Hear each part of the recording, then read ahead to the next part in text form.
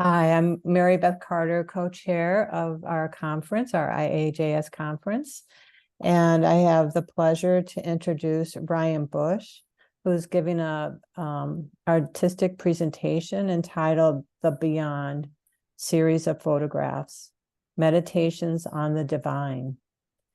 Ryan J. Bush, PhD from Aptos, California, is a fine art photographer, Reiki teacher, author of The Music of the Trees, and author of From Wandering to Illumination. He is also co-author of A Singing Wire, focusing on consciousness, awakening, and finding the sacred hidden in the mundane. His photographs are exhibited nationally and internationally. They are in numerous collections, including the Museum of Fine Arts in Houston. So it's with great honor and anticipation that I introduce you to Ryan. Great. Thank you so much, Mary Beth. I really appreciate it. It's very nice to meet all of you, and I'm thrilled to be part of this wonderful conversation about connecting deeply with consciousness, soul, and everything that this conference is all about. Trees are some of my favorite subjects to photograph, and I've been photographing trees for about 27 years at this point. Trees have been a very important part of my own inner process, and I'm grateful to everything they have taught me. At the beginning of my presentations, I like to start by giving thanks, and for this one, I want to give thanks to the trees themselves for everything they do, not just providing beauty in our daily lives, but how they anchor us so deeply to the earth, how they stretch up to the heavens and provide this access, joining everything all together. In addition to being an artist, as Mary Beth mentioned, I'm also a Reiki teacher and practitioner. I have a PhD in linguistics, and I speak, 7 or 8 languages or so. So I'm used to looking at things from many different perspectives. And it's been a really fascinating part of my journey to see how many different ways have come up for how to photograph trees over the years. So before I start showing the new series of photographs, I wanted to begin by going through my earlier series of tree photographs to give a little bit more context about how I got here and how this series overall form a progression through what we could think of as different levels of being, different levels of consciousness, different levels of the self. My first series of tree photographs was called Tree Portraits, starting in 2003. And I started by making photographs that were relatively close to how we see trees in, quote, real life. And in these photographs, we can very obviously see a tree and connect that with how we experience trees out in the world.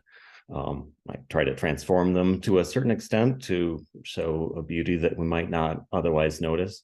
But in these early photographs, I really enjoy how directly we can connect with our ordinary experience of trees. Sometimes I'll focus in more deeply on them so we can see the beautiful textures and patterns and details. And there's just so much joy and beauty that has come from visiting these trees over and over again and seeing how they change. Like, for example, this tree, I tried to come back years later to photograph that same tree again, but the forest had grown out around it and I couldn't even find the original tree I photographed. So it's part of that constant process of growth and change that is so inextricably part of this world.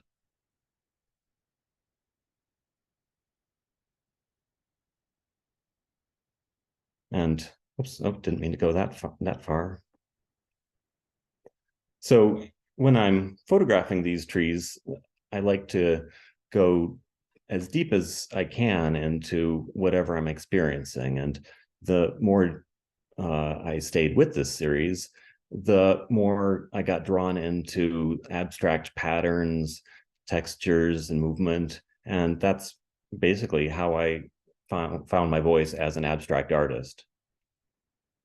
And gradually, my photographs became more and more abstract, also influenced by music. This photograph I call Gymnopédie after the famous piano pieces by Eric Satie.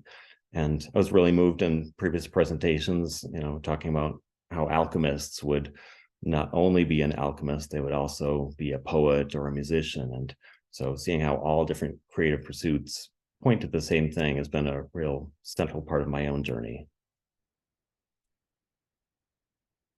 The more I worked with these photographs, I gradually found different ways to work with the photographs to match more of what I'm feeling on the inside when I'm taking the photograph.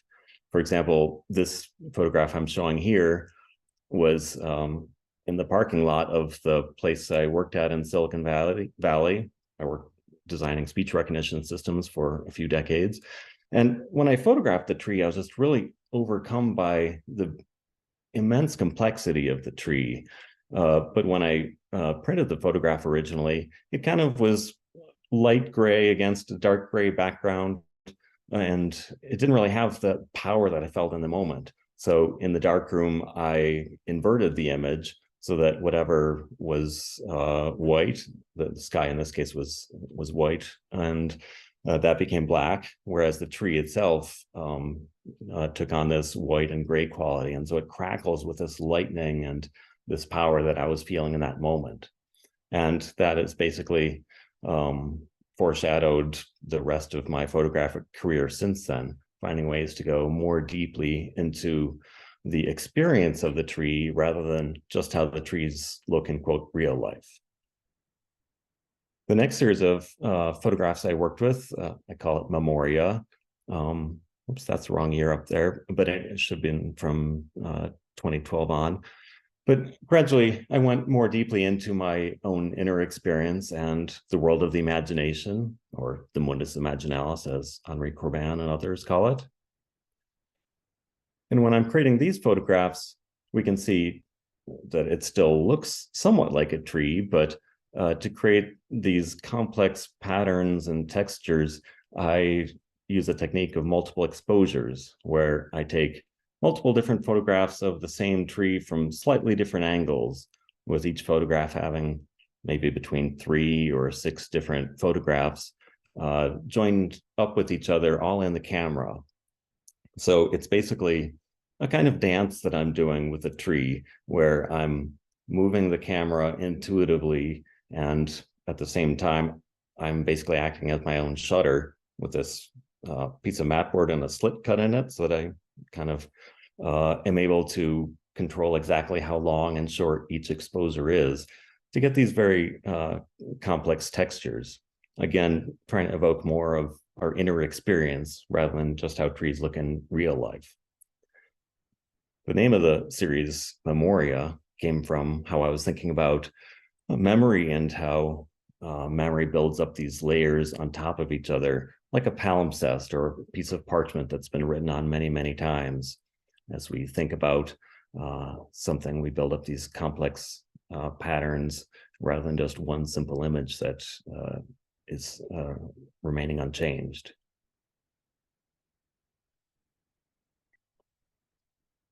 Some of the photographs are more light, some of them are more dark, because after all, life includes all kinds of experiences, not just the prototypically beautiful, but also the more challenging inner experiences, and it's all part of that overall journey.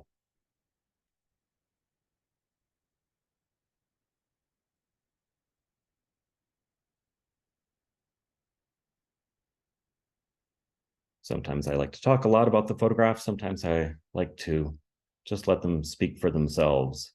So I'm just going to go with whatever wants to arise right now. I've talked quite extensively in my various other conference presentations, as well as in my books, about all the various aspects of these series.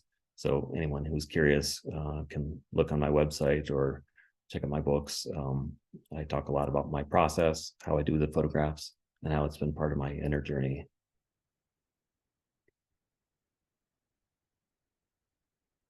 The next series of tree photographs is called Multiple Visions. And in this series, I focus more directly on the visionary experience itself.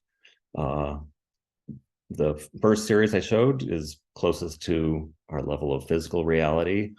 The next one after that is going into the world of the imagination. Now we're continuing the progression into what we could think of as visionary consciousness. The overall technique I use for this series is pretty similar to what I use for the Memoria series I showed just before, but now the photographs are in color, and I also let the image of the tree dissolve a little more. And so you might still notice some echo of the original tree, but it's kind of like a Picasso painting that you find out in the world, where there are all these different perspectives joined together. Or wait, why am I blanking on the name of that famous painter that does the drip paintings? Anyway, it's like finding an abstract expressionist painting out in the world. Yes, Jackson Pollock, of course. So these photographs I take throughout the year, and it's representing an overall spectrum of consciousness, going from winter to spring, summer, fall, representing the entire spectrum of our being. And here we can still see that this is in some way related to trees and plants, but it's not as obviously related to how we see trees out in our ordinary life. So I like to blur the lines between genres and have it look like they might be paintings or drawings of some kind. I like there to be mystery about how the photographs are created. But even though I've photographed most of these images 9 years ago at this point, I can still remember clear as day exactly where I photographed each one, what the moment was like, because every time I photograph the trees, it's such a numinous experience that it just indelibly etched for me.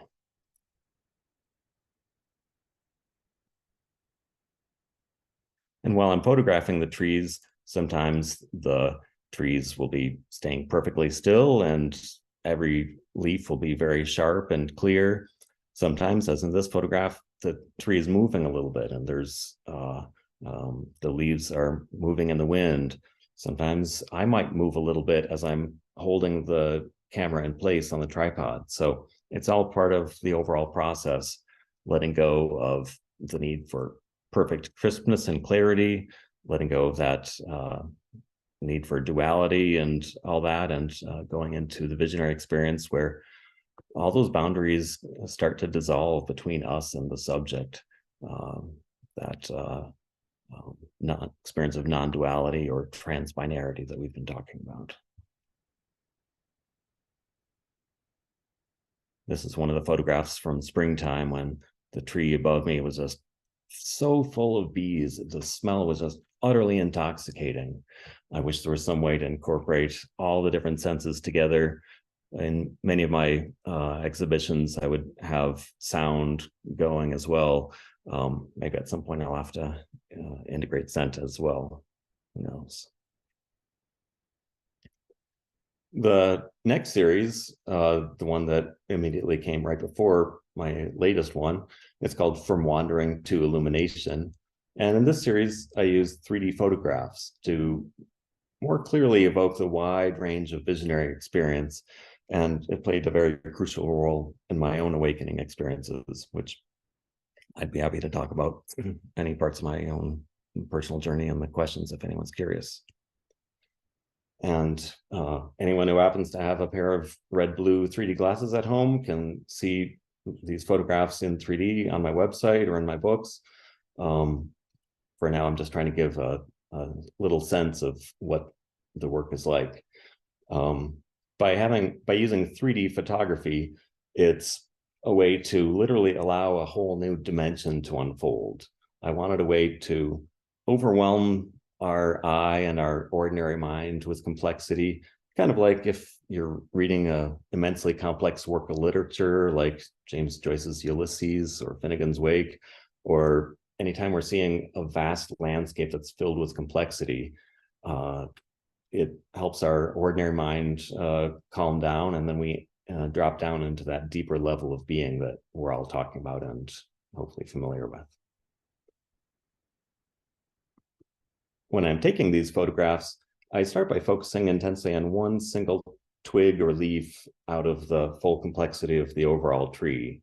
So I take one photograph straight from one angle, then I turn the camera upside down, finding that same exact twig or leaf if I can, and then from one side, from another, building up between 4 or 8 different exposures to get the overall image. And then I work in Photoshop to bring it into life in that third dimension. So for me, they're really about meditations on returning to focus again and again. The first part of the series, they're bare trees in winter. And then the second half of the series, the trees have come to life in a rebirth of spring. And the series, when I present it and in my books, I think of it as a reconception of the Eleusinian mysteries from ancient Greece, where we tell the story of Demeter and as she wanders the earth looking for her daughter Persephone everywhere. And finally, Persephone is brought out of the underworld in a triumphant return to life. So for me, the series is all about the process of personal growth, transformation, awakening, whatever names we want to call for that process of connection with the deepest parts of ourselves and the oneness that we're all a part of. So that's a relatively brief overview of where I got to before I started this series. Gradually going deeper and deeper into our connection with trees, letting go of the need for things to look right exactly as they do in real life. And now in this latest series, we'll see where it goes. In this latest series, I moved the camera while taking the photograph, doing what's called a motion blur, which has the result of letting the trees dissolve from their concrete physical form and become these abstract rivers of light and meditations on the divine.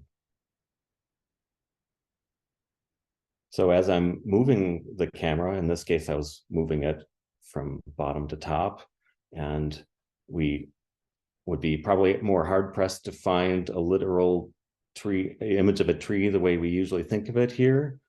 I like the fact that we're letting go of that concrete representation, and now we're just entering the world of pure being, visionary consciousness, connection with transcendence and the self.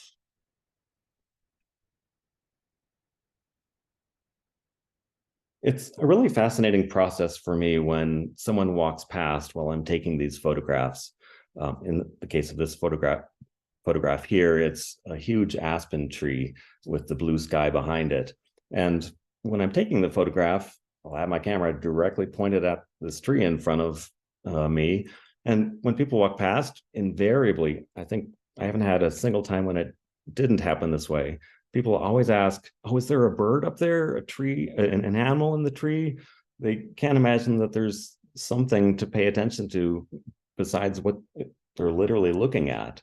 And so for me, that is the fundamental gap that I'm trying to bridge as an artist, the gap between our ordinary perspective, where we walk past a tree and we barely notice it, versus the visionary perspective when we see this radiance that suffuses absolutely everything everywhere.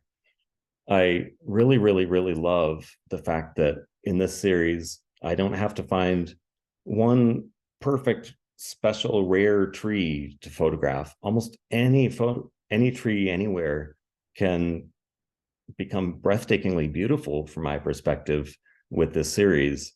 Like this photograph here I was at the post office and there are these rather ordinary looking oak trees next to it. But when I stood underneath and looked up, there are these little chinks of light, these little spots of sky showing through in between all the leaves.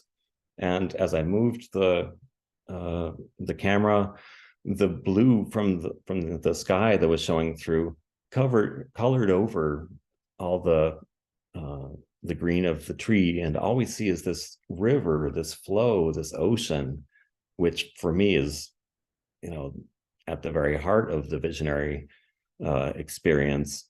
And I just really love that any tree looks breathtakingly beautiful from this perspective, because it's not, the visionary process isn't about, one special moment or being separated from our ordinary experience. It's about embracing everything all at once. In some of the photographs, like this one, we can see that it's some kind of natural thing, whether we might think of it as grass or trees or plants. But then there is that overlay of these streaks of light that we see on top of the leaves. And again, that's little bits of the sky showing through. In some photographs, it's little bits of sunlight that are reflected on the leaves just so. And for me, those streaks of light are some of the most beautiful parts of the photographs, not just visually, but also because for me, they're reminders of that radiance that can show through anything and everything, as long as we're looking from the right perspective. Sometimes we might need the right set of tools, whether it's meditation, Reiki, active imagination, or others. So this photograph here, it's of a pretty ordinary manzanita bush, and a few of the leaves were turned just so that they caught the light. And when I move the camera, they turn into these breathtaking streaks of light. And for me, it's a lot like how any moment when we catch a glimpse beyond the ordinary perspective, those moments can become like streaks kind of shining through all the rest of our life, these unforgettable, indelible moments of connection with something so breathtakingly beautiful, words completely don't suffice. I mentioned earlier in the conference that I'm a linguist, and somebody who's paid a lot of attention to words over the years.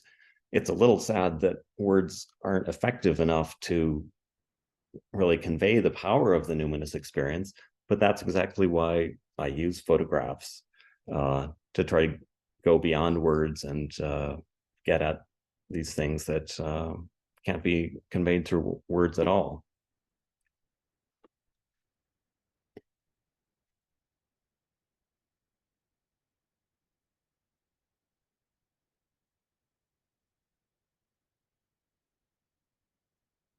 Depending on how I move the camera, and sometimes it's just a matter of how my hand happens to move. I might be trying to make a completely straight line across the photograph, but sometimes we get these little curves or swirls. And in the case of this photograph here, I was trying to make a very clear, crisp image, but it really just wanted to turn into these curving forms. And in some of the photographs, it really starts to evoke a feather or wing. When in the earlier presentation, there was a reference to this great bird. And for example, in Persian mysticism, the Conference of the Birds, there's this image of the simur, this immensely powerful bird that each of us is a reflection of. So I like the fact that some of the photographs seem to evoke feathers or wings. This photograph here is of a small tree that had all these brown dry leaves in it. When you see it in ordinary life, you'd walk past and wouldn't think twice about it. But when I do this motion blur, it picks up that orangish brown color from the leaves. It picks up the blue from the sky behind, the green of some evergreen trees in the distance, and it all puts it together into this, I think, just incredibly beautiful abstract painting that just came from the interaction, the dialogue the dance between me and this tree and everything around me. One of the earlier presentations talked about, I'm just trying to find the quote. It's about it's about the interpenetration between subject and object, how everything comes together into this swirl, how everything reflects everything else. So that's exactly what this series is about for me, letting go of the boundary between us and everything around us, and just celebrating that dance, these meditations on the divine.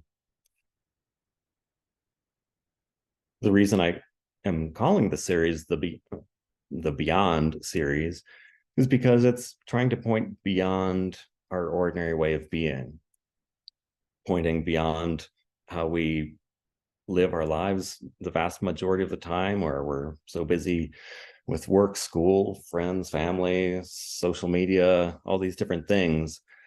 But when we drop down into that other way of being, it's so utterly different, but utterly recognizable as like we're coming home.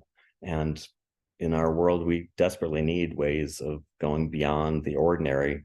So in my own humble way, I'm trying to point to the same thing that so many other traditions from all over the world for thousands of years have been trying to point towards, but is so overlooked in our modern secular world. This was actually the very first photograph that I took in the series. I had taken my camera a few years ago, my large medium format Hasselblad that I use for most of my series. That was in the shop, and while they were working on it, I stepped outside and saw this incredibly beautiful tree with bright red, orange fall colors. And I thought, hey, what would happen if I just move my camera a little bit? And that was how the series was born, just from a chance moment when I was limited and couldn't use my ordinary camera. And that's how the beautiful serendipities of life can happen. And I love where all those things lead. I mentioned that some of the photographs evoke for me like wings and feathers. Others of the photographs, like the ones I'm showing here and after this, remind me of like curtains or veils, which of course have been very powerful images from around the world in many different contemplative and mystical traditions. And in some of my own personal experiences, visionary experiences, sometimes there does seem to be this veil between us and this other way of being, this curtain of, maybe it's the boundary between our world and the beyond, or maybe it's glimpses of the net of light that some traditions talk about, that supports and surrounds and interpenetrates our world. But whatever it is, these curtains, these shafts of light that shine through, it's such a powerfully numinous process for me when I'm taking the photographs. It's a little frustrating that I can't just convey that process directly to somebody else who's looking at the tree next to me out in the world. But as soon as I show someone the photographs that I'm trying to convey, then something hopefully starts to click about what I'm trying to point towards here.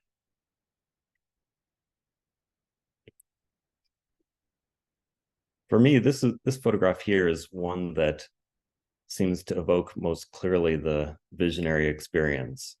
Some people may in visionary experiences see writing on the wall, or they might see these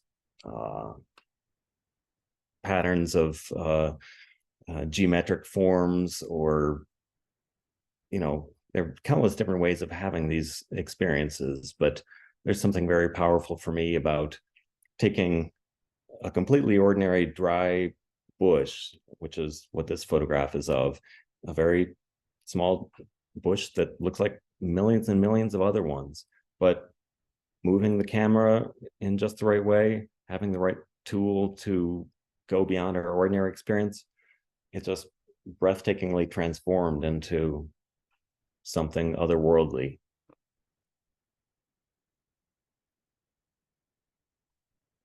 And this is another photograph of a small shrub with no leaves on it, but breathtakingly beautiful for me.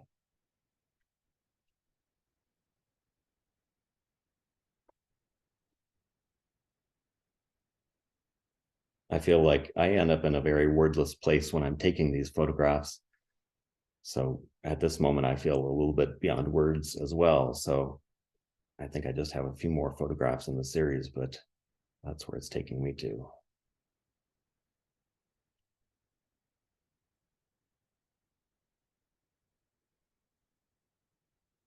I wish it were possible to show the photographs during this conference in the way that I'm imagining them in my mind.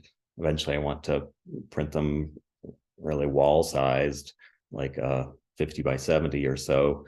I had to crop the images down to fit on the screen here, and you can't really get a sense of scale on a Zoom call, but I like to imagine them as filling up this vast space on a wall, because that's what a visionary experience evokes, this immensity and vastness. And that's part of what I'm trying to get across with these photographs. So thank you so much. That's where the series currently is. I look forward to seeing where it's going to continue developing from here. And for anyone who's curious to see where it goes, take a look at my website. I don't have these posted up here now because I've just mainly been creating the photographs in this flood of creativity over the last 3 weeks. So if you're curious to see where it goes, check out my website and social media as well. And thank you so much.